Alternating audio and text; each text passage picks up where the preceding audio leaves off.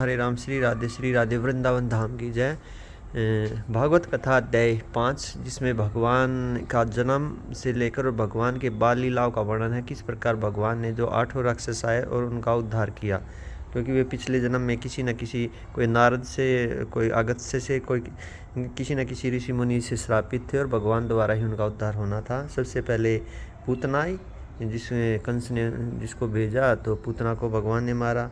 उसके बाद वक्टासुर गाड़ी लेके आया, उसको भगवान ने मारा। उसके बाद तरनासुर आया तूफान बन के, उसको भगवान ने मारा। उसके बाद वकासुर आया बछड़े का रूप धारण करके, उसको भगवान ने मारा। उसके बाद मक्कासुर आया बुगले का रूप धारण करके, उसको भगवान ने मारा। उसके बाद अधहासुर आया अजगर का रूप धारण करके, उसको भगवान ने मारा। उसके बाद केसकी आया घोड़े का रूप धारण करके, उसको भगवान ने मारा।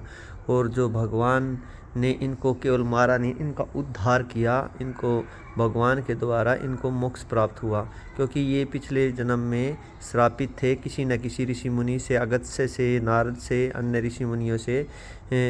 और इनका यही था कि अगले जन्म जो होगा वो भगवान के द्वारा ही इनका उद्धार होगा, भगवान के द्वारा ही मारे जाएंगे। जैसे शुरू में जो पूतना आई भगवान को मारने के लिए, उसको भी ये था कि एक दिन के रूप में भगवान की माँ के रूप में दूध पिलाएगी, चाहे वह राक्षस के रूप में क्यों ना आई, लेकिन उसे भगवान की माँ मनने का सौभाग्य प्राप्त हुआ था।